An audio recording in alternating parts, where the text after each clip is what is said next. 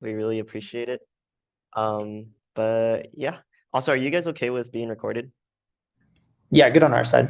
Okay, awesome. Perfect. We can hear you too. And I'll hand it off to you. Feel free to start whenever you can. You should have co-host, so you can share slides. Perfect. So I'll quickly see if I got everything I need to switch it over. Um,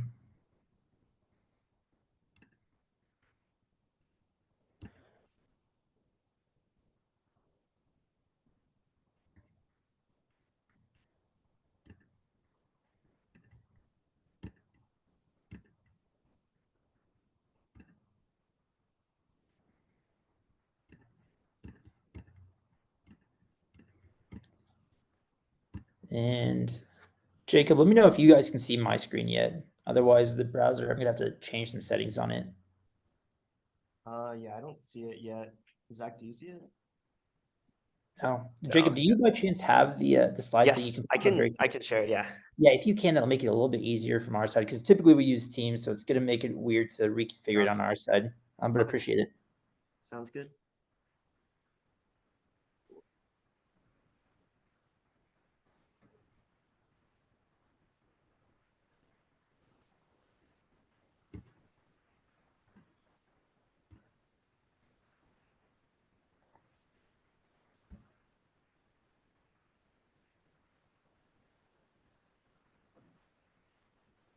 How do I present on here?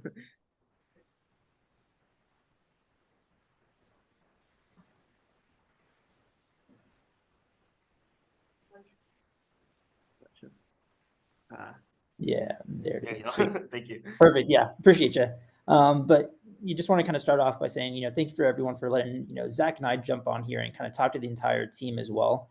I started off in, a cybersecurity club that kind of got me into RQ initially. So my entire journey into like the security field was, based off of starting in a club and kind of learning my way through that way.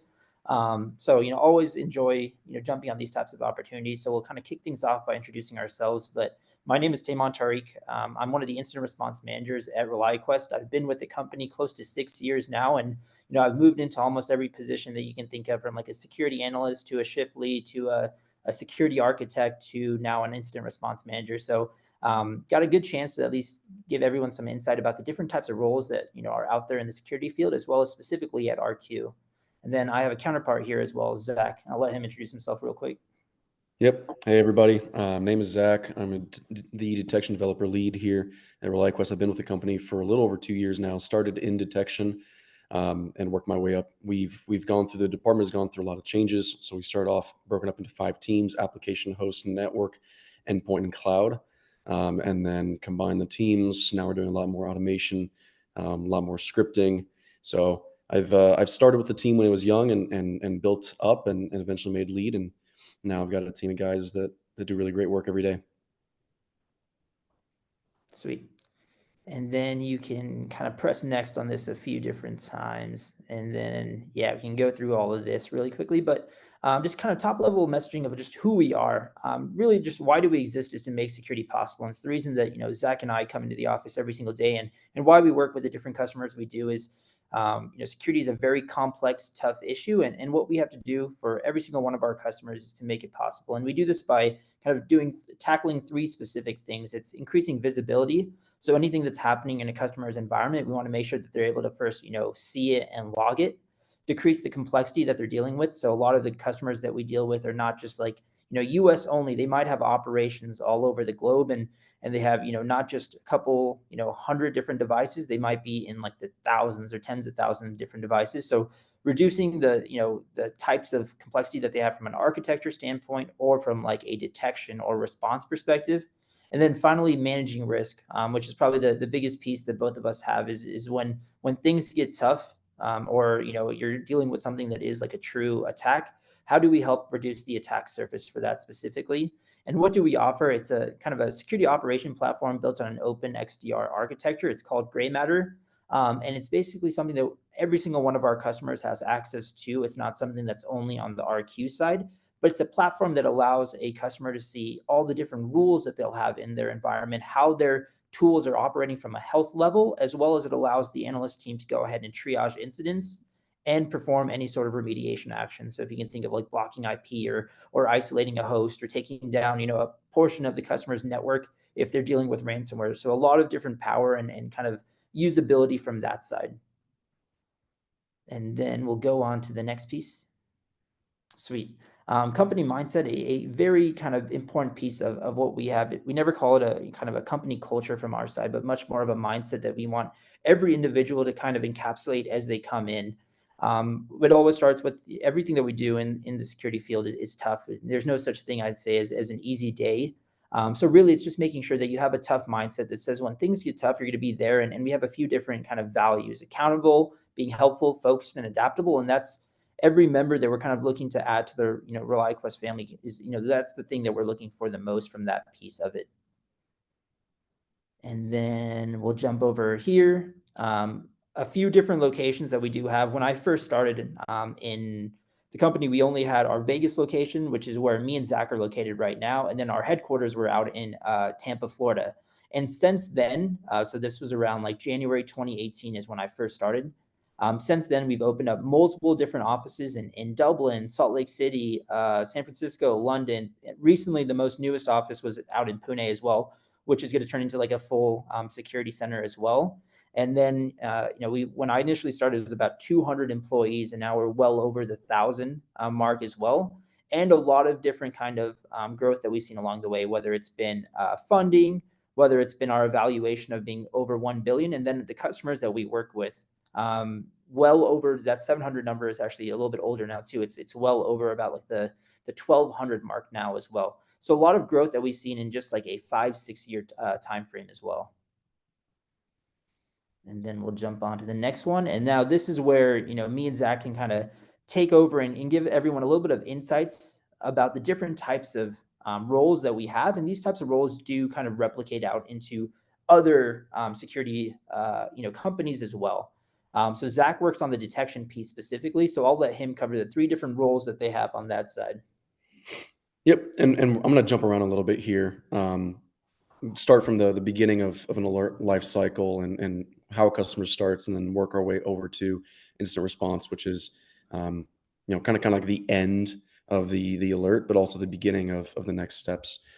So I'm detection, but I want to cover engineering real quick because that's where everything really starts. It's where, when a customer comes on, they bring on the logs, they configure everything, they format, they parse, they get everything ready for my team, the detection developer team, to go in and do what we do. Engineering is broken up into 2 different sections. You've got operations engineering and security engineering.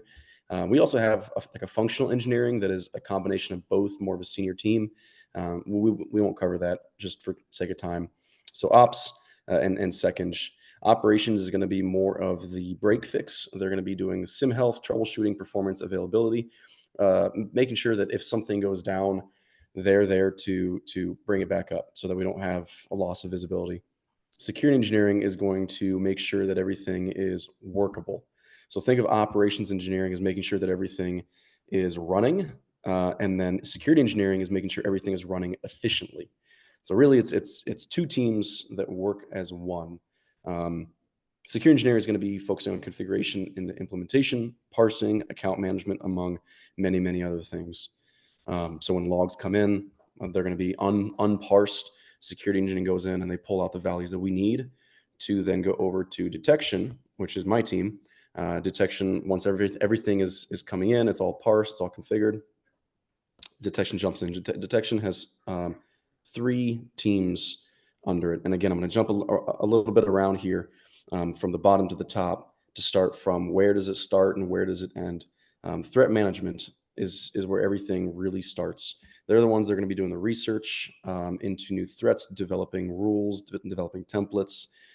They handle our threat intel lists, so making sure that we have emergency domains or just general and bad known domains, URLs, IPs, hashes, things like that we can use within our rules. Once a rule is templated, it's researched, and it is pushed out, our detection architect team will pick it up for our customers. They work between the technical side of detection and the more customer facing side. They work with our customers, talk with them, figure out what is important to them. We might talk about it a little bit later on, but In detection, detection is not just one size fits all. Same thing with incident response and engineering. It really depends on the customer. The quickest example I can give you is banking, healthcare, and maybe like the food industry. Obviously, those companies are going to want to have different priorities for their security. So detection architects are going to go in, they're going to identify the customer, identify, what market are they in, what is important to them. They're going to roadmap a bunch of rules. The detection developers hop in, and they're the ones that will actually go into the SIMs like Splunk, QRadar, if any of you guys are familiar with that, and build out the queries, build out the patterns, build out the code that recognizes certain activity and certain patterns within activity that we have determined, our threat research team has determined to be malicious. I want to pause there because Taman and I like to make this a little bit more interactive. We think that talking at you isn't as valuable as talking with you and thinking through this, giving you guys an opportunity to problem solve live here. So put yourselves um, in the shoes of detection. You are trying to come up with a pattern that is known malicious, something that you can identify. Hey, this if we detect on these certain artifacts, it will be malicious. If not, if it doesn't meet this pattern, then it's for sure safe. Port scan is the one that I want to deal with. First off, how many of you guys are familiar with port scan? I see a couple hands going up, it looks like. Okay. Can somebody describe to me what a port scan is? Anyone want to take a crack at that? Luis, you wanna give it a shot? Sorry, there's other parts of the room people are sitting at. Here you go, Luis.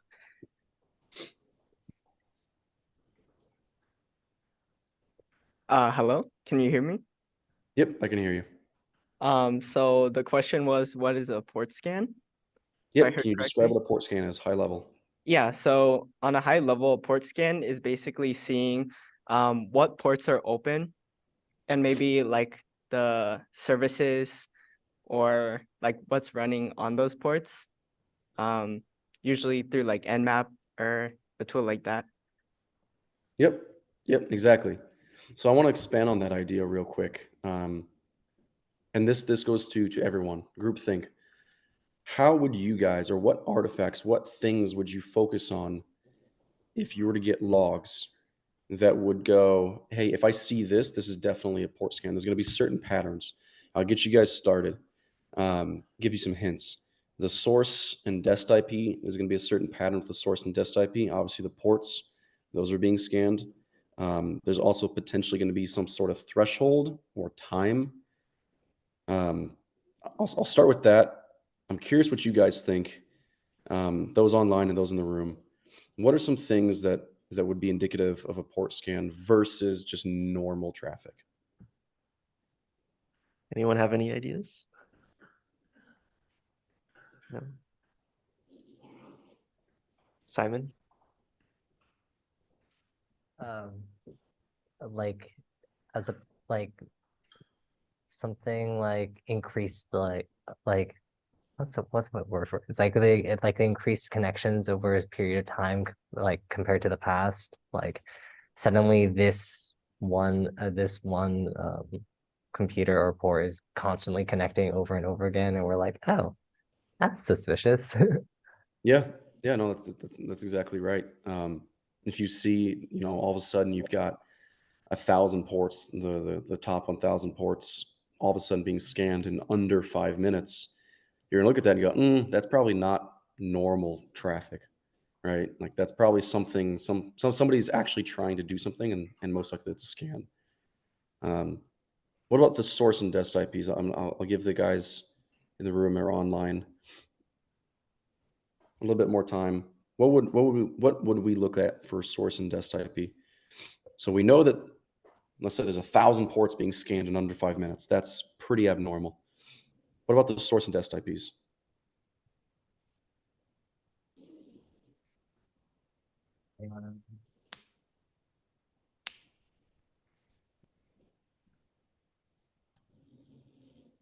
Just from like initial response, maybe it would be coming from like the same IP if you were like scanning multiple ports or like a range of ports, and that IP is scanning different like numbers of ports like 1 through 1,000.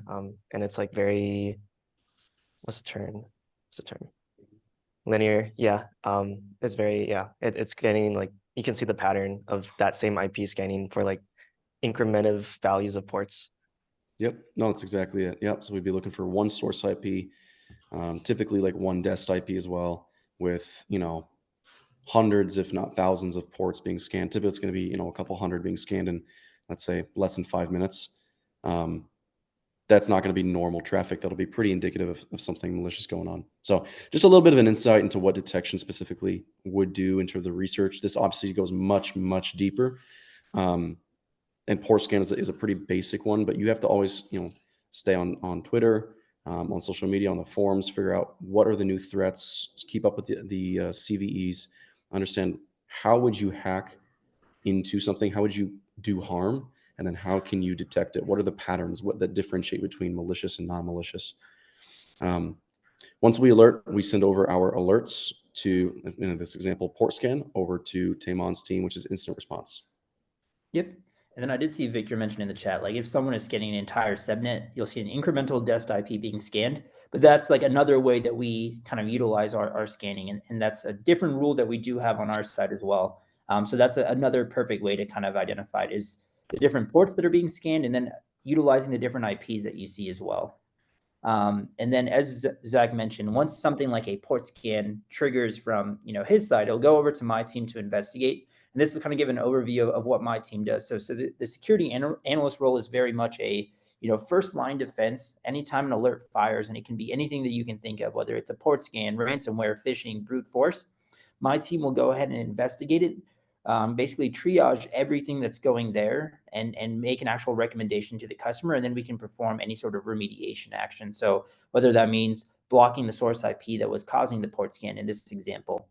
Now, if we were to identify that there was a greater threat here, we could tap on our threat hunting team, which is a team that does proactive hunts inside of customer environments. So they have a very technical role, and sometimes they'll be investigating for days on end just to see if they can find one potential IOC that a normal rule would never be able to capture as well. And then we'll kind of go into a little bit more of the different detection examples as we go through here. But we can go to the next slide from here. And then just a little bit more about Vegas, the Vegas office specifically, and then a few things about the company, regardless of where you're located. But we have a SOC operated out of Vegas, which is where, as I mentioned, Zach and I are from. And we have a lot of different things that'll help individuals kind of start their cybersecurity journey. So we have an internal cyber range that basically is a sandbox that has all these different types of logs that are constantly generating for individuals to be able to like experience what a true security threat looks like from a log level, as well as being able to understand how to do the triage process and actually send up a full analysis to a customer, as well as just being competitive at a employee benefit level, whether it's from a pay, PTO, different health coverage that we offer as well. And then we do have a lot of different cool events that happen throughout the year. We have different together events where the team will kind of meet up and maybe we do like bumper cars, or we go and do like throwing axes or something similar to that. So those happen throughout each quarter. And then we have our RQP3, which is actually happening tomorrow for us as well, which is where kind of the entire company comes together and we talk about like the different initiatives and goals that we have, whether it's for that quarter or how we lean into the next year as well. And then we have some key partnerships as well. In Tampa, we just recently helped sponsor one of the NCAA football bowls. And then we do have partnerships with, Tampa Bay Buccaneers, Lightning, and some big sports teams as well. And then we can move on to the next slide from this one. A few cybersecurity fundamentals. We'll just touch on a few of these ones, but these are the pieces that I would want everyone to kind of write down and say that these are the things that you'd want to know, whether it's for your kind of first interview or just good security practice to be aware of. Networking, endpoint, log source, offense, defense basics, and enterprise architecture. The ones that I'm going to focus on specifically from my side is log sources. I will say that that's the one piece probably in when I was in college that I had the least amount of exposure to, and it's understanding who the top players are in the game. So if you had to ask yourself right now, like who are the top 3 vendors for enterprise firewalls? Would you be able to answer that question? And then same thing from a log function perspective. If I was to ask you, what types of logs would you find in a DNS log that you won't find in an IDS IPS log? Would you be able to answer those pieces? So all those, both of those questions that I just mentioned are easily available online. So you could search something like Palo Alto firewall, and you could see that they're one of the top players in the game for enterprise firewalls. And you can also see the different types of information that they would log inside of any of the things that our team would see inside of either a SIM tool or from Gray Matter specifically. So that's the piece that I recommend for every individual to get more familiar with, is understand. You could choose like antivirus, DNS, and just say which types of tools are out there that would at least let me log this type of information, and what does it specifically offer me. Zach, anything you want to touch on for this? Yeah. The goal of this slide, by the way, is to give you guys a bit of a roadmap. A lot of, cybersecurity as an industry is massive, as I'm sure you guys are aware of. I know when I was starting off, I was, where do I start? What do I focus on? And you always Google, how to be a pen tester, how to be a hacker, how to be an analyst, how to do this. And there's never a really good answer for what to study, what to focus on. This is our attempt with our experience, going through interviews, doing the interviews. We're both on the interview committee. We've identified some areas of interest that can help you guys focus and zone in a little bit. Tamon, for the IR side, focus on log sources. I'll say for the detection developer side, the big thing is going to be networking or ports.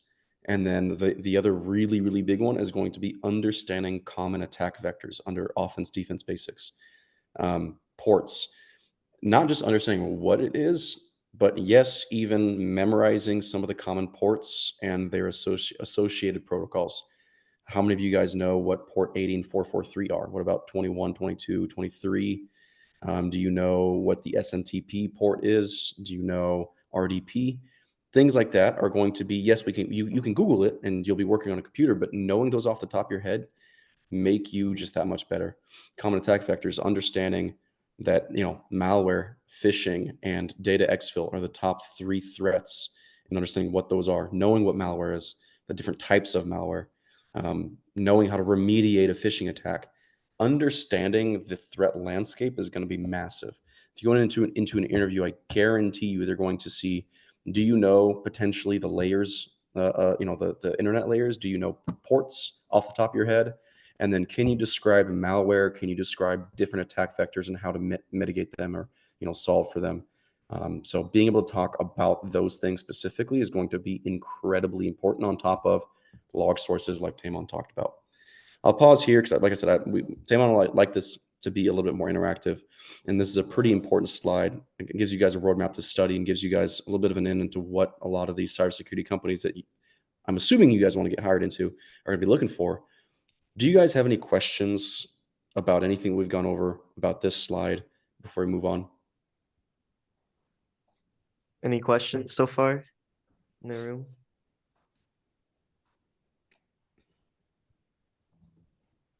None? Oh, we have one. Do you have any resources or recommendations for people starting out on like how they could get exposure to these, like all these different topics? Yeah, absolutely. I'll go over mine, and then Tamon can hop in. Just a little bit of background. I'm self-taught. I didn't go to college, so I found a lot of these resources the hard way, just over time, brute forcing it. I'd say the number one roadmap that I give people that ask, hey, I want to get into cybersecurity, what do I do? The number one things that you can do is Security Plus, try Hack Me. If I were to summarize everything into like just the smallest 2 points, it's going to be getting your Security Plus, or understanding what goes into Security Plus and being able to pass that. If you can answer all your Security Plus questions and pass that with flying colors, you'll basically be able to pass any beginner level interview for cybersecurity. So Security Plus, CompTIA, Security Plus, giant. The second, and this is oversimplifying, but it's better to oversimplify than overcomplicate, is try Hack Me. Try Hack Me is unbelievably good. They've got blue team courses, they've got red team courses. You don't even have to have your own box set up. I think if you pay $10 a month, you can get access to like their online boxes. Do it from your computer. They give you the tools. You get to see Bloodhound. You get to see, use Nmap. You get some Linux. You get a ton Wireshark. You get a ton of different experience, and it's directed paths. So I would say Security Plus, try Hack Me. Those are going to be the best two resources. There's more out there. If you guys are curious after this, feel free to add myself and Tamon on LinkedIn, and I can send you more resources. Tamon, I'm sure, has plenty of resources as well. But just for the sake of this, Security Plus and try Hack Me. Yeah, and the only thing that I'll add on to that I always recommend for anyone that I talk to is sometimes, like, if you're studying for even just a Security Plus, it might give you like a paragraph or two about DNS or any sort of protocol or any sort of topic. I always say, like, don't just focus on that one paragraph and think that DNS. Spend an entire day, an entire week just diving into DNS, and it'll help you understand a lot more of like the background architecture of how DNS got to where it is right now. So I always say is do deep dives into individual topics, and it'll help you, especially on the networking side of things, which has probably the most vast layers out there right now. Great question. Any other questions that we have? We have another one right here. If you had to like choose maybe like your top 3 security tools, like kind of like that bullet point you have under offense, defense, basics, what would be your top 3 that people should know going into, like, I guess, finding a security job? I think it depends on what you want to do. If you are going to be doing something more of the ReliaQuest side of things, like truly fully cybersecurity, SIMs are going to be incredibly important. I'd say the biggest ones to know are going to be like Splunk, QRadar, or Google Chronicle. Splunk really, though, will get you going onto everything, and they have a lot of free courses that you can take. There's a lot of security concepts that's built into that as well. So in terms of security tools, Splunk is going to be big. Palo Alto, which kind of falls into the log sources a little bit as well, but understanding log sources and security tools is big. They're almost 2 in 1. So I would say Palo Alto is going to be the other big one. And then for the third, I'm going to kind of summarize it into one, but it's understanding at a high level, or at least being somewhat familiar with, not an expert, but just knowing, being able to talk about it to your grandma, like Wireshark, what is Metasploit, even small things like Nmap. Can you talk about those? So that's going to be from the detection standpoint. Tamon from IR, I'm sure, has a different point of view on it. So Yeah. I'll kind of pitch in. Yeah, the one piece that I will say is exactly what Zach mentioned around Splunk. Splunk is something that anyone right now can go and download. And if you want, there's a bunch of resources online that'll help you generate like, fake logs inside the environment for you to like understand, hey, this type of log source will create this type of information. So Splunk is something that also has thousands of resources online. So if you wanted to get really familiar with both like the IR piece and then learning how to like set rules inside of, a security tool, Splunk will be your best friend there. Otherwise, just the different things that I think the team probably works with right now is like, an Nmap or a Wireshark. Even from a Wireshark perspective, I think that it might just be like, hey, I know network capture and I can see like a source IP or a dest IP or the port information. To me, I always say like, do a bunch of those different labs that they have for Wireshark that'll have you like look into the byte information and how does bytes for one protocol change from one to the other, or how does that, change based off of a web request, so an HTTP log versus an FTP log. So learning those types of basics for tools that are easily available, I think, is the best step instead of having to figure out, is there, some crazy tool that I have to purchase to try and get some hands-on knowledge with. Use the ones that you already have will help you out, especially just getting into the industry to start. Yeah. And going and tying it back to the question before this too, Try Hack Me has all of this. Yep. If you're interested in red teaming, Try Hack Me has it. If you're more interested in blue team, which is the bigger side of cybersecurity, red team's the flashy stuff, but blue team is the bigger side. A lot of the money goes there. They've got that. If you want something in between, they've got that. They have everything. Try Hack Me will give you Wireshark examples. They'll have you use Nmap. They'll have you use all of these tools. So just tie it back. If you're interested, Splunk is going to be the best. And then anything else that you want, go to Try Hack Me and start their courses. Do it, 2 to 3 times a week minimum for 2 to 3 months, and you're going to learn a stupid amount. Good questions. Yeah, great questions. Unless there's more, Jacob, what I'll have you do is skip over the next slide that we have, and we'll go to the brute force example. You'll see that as like the title for the slide. Yeah, for sure. I think there was a question in chat. Go for it. From Victor Kai. Did you set up your own lab at home and put Waza or something like that? Yeah, great question. I think everyone kind of probably their first home lab was a wild like a science experiment of what you could get working. So I think mine entirely was just a bunch of like different VMs, and then I had my parents' PC, and then I had like the home computer as well, and I just kind of made like a fake network that way.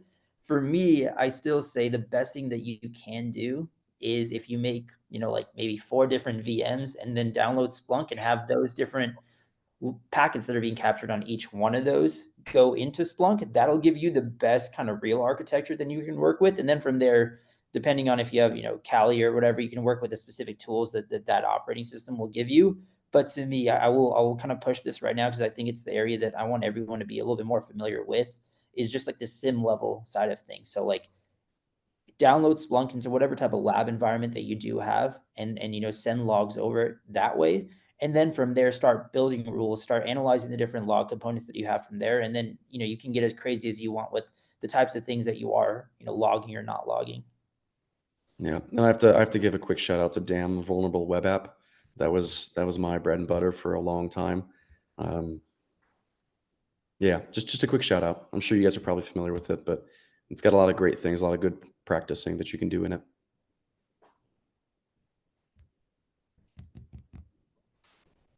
Sweet. And then we'll jump into this example. And this one, like the next few that we have, we're going to probably just focus on this one for the sake of time, but we have 2 different logs right now on the screen. And this is kind of where I'm kind of going from the previous conversations about different log types will give you different types of information. So as you can see, that second log has a lot more information from the first one, but they're both capturing a similar type of event.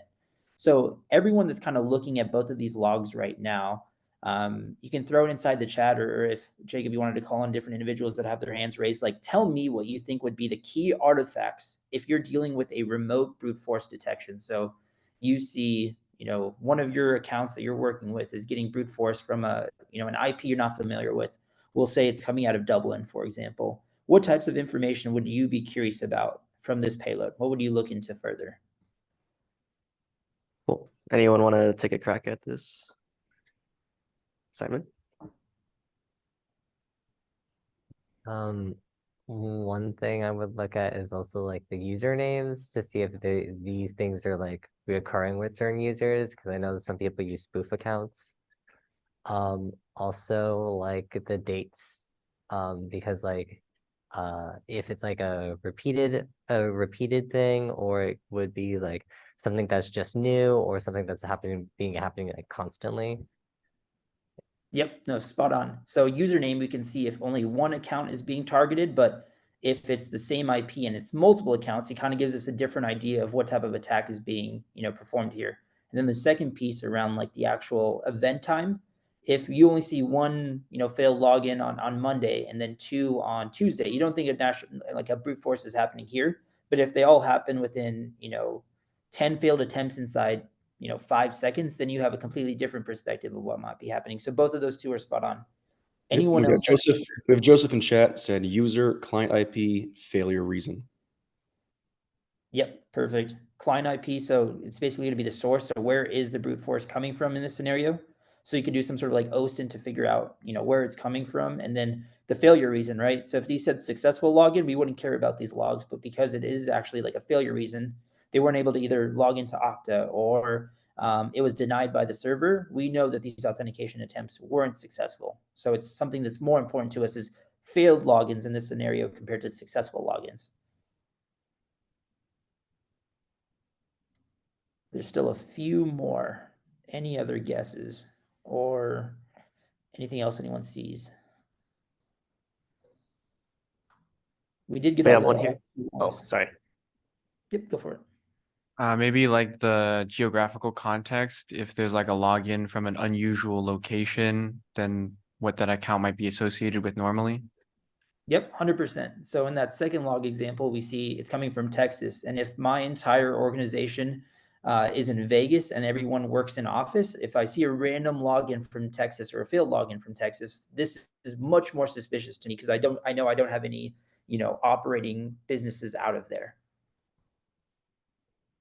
And then I do see severity as well. So that's something that on our side, we kind of choose the severity, but we do sometimes depend on a vendor severity to help us determine how we want to, place different things as well. Sweet. And then based off of everything that we've called out so far, what would you guys analyze specifically? Like, what would you want to review? We can focus on the IP information, the country/state information, and then the user information. Based off of those three artifacts, what types of things would you examine the most?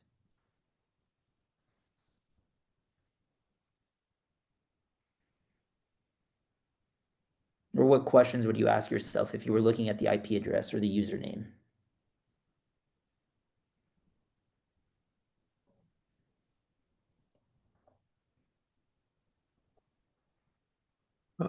Just would it be like user permissions?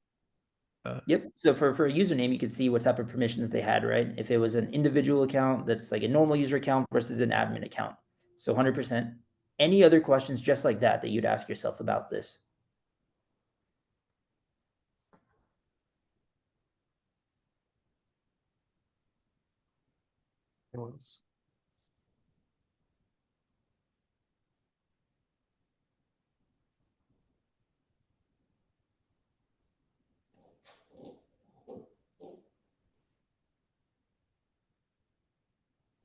We got Joseph in chat saying what area or country the source IP is coming from. Yep, 100%. That's the first thing that I would do in this piece specifically is seeing where is the source IP actually coming from. If it's a completely different country, a completely different state than where I'm located from, or I know that I do have business, relationships with, that's going to be the first piece right there. So great on that side. Any final ones, but that to me, I think is one of the biggest pieces. And then the only other one is around kind of the result or the failure code. What about that would be important?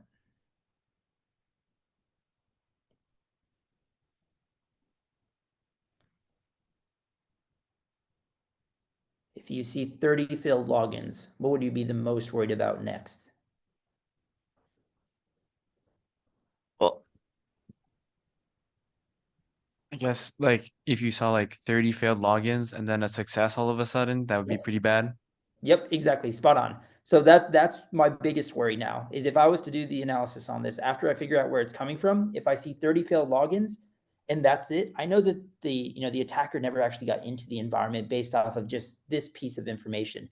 But if I see a successful login right after, I know that there is a potential compromise happening there. So spot on that. But basically everything that we've covered so far is something that the IR team does constantly is review these payloads, look at the type of information that would be important to us, and then ask ourselves those exact questions, because that's what the customer is also thinking to themselves is like, was there any successful logins after we observed this? So great job on this side.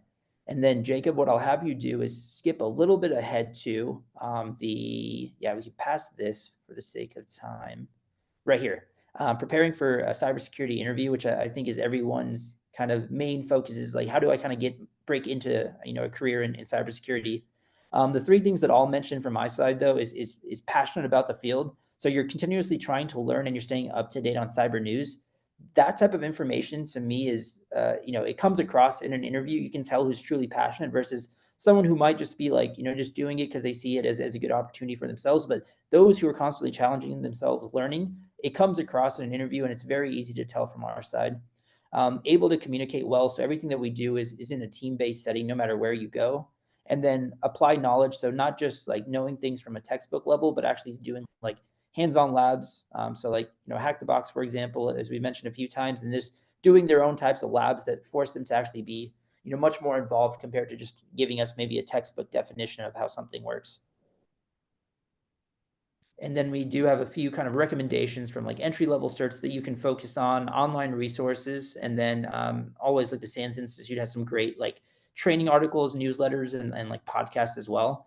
Cybrary on there for online resources is the one that I used to use a bunch as I was like earlier on in my, in my journey, but they also have a lot of like great labs that you could utilize to learn about different types of attack vectors or network protocols as well. And then we'll go to that last slide. But if you had, any, want to know more about the different roles that we offer, or you had questions about the company, feel free to message us directly at, recruiting@reliaquest.com. See the different types of, positions that are open using the careers link as well. And then feel free to connect with us on LinkedIn. And kind of the main goal that me and Zach were trying to get through is to make sure like these last 10 minutes that we have is just to answer any questions that anyone has. Because that's the piece where I want to kind of answer everyone's questions from the club specifically, even if it doesn't relate to anything that we've mentioned, or if you just want to get our take on something, more than happy to answer any of those. Well, yeah. We do have to go in like 4 minutes. So does anyone have any questions in the room?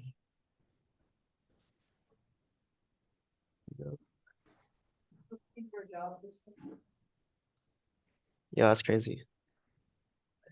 Can you repeat your name so we can like find you on LinkedIn? Yeah, I'll send out their names again on Discord so you guys can connect with them.